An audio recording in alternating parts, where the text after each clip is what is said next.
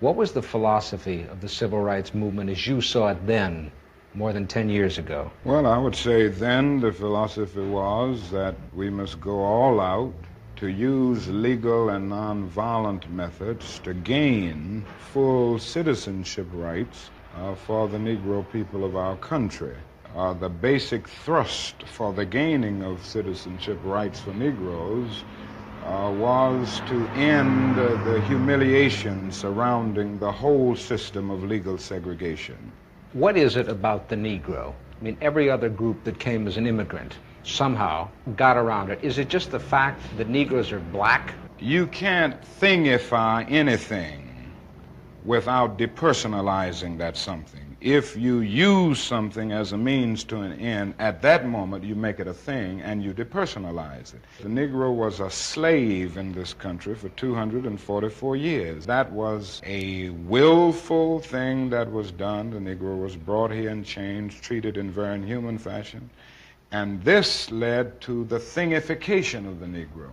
So he was not looked upon as a person. He was not looked upon as a human being with the same status and worth as other human beings. Human beings cannot continue to do wrong without eventually rationalizing that wrong. So slavery was justified morally, biologically, and it seems to me that white America must see that no other ethnic group has been a slave on American soil. That is one thing that other immigrant groups haven't had to face. The other thing is that the color became a stigma. American society made the Negro's color a stigma. That can never be overlooked. So I think these things are absolutely necessary. America freed the slaves in 1863, but gave the slaves no land or nothing in reality, and as a matter of fact, to get started on. At the same time, America was giving away millions of acres of land in the West and the Midwest, which meant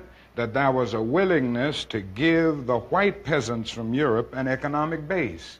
And yet it refused to give its black peasants from Africa, who came here involuntarily in chains and had worked free for 244 years, any kind of economic base. And so emancipation for the Negro was really freedom to hunger. It was freedom to the winds and rains of heaven. It was freedom without food to eat or land to cultivate, and therefore it was freedom and famine at the same time.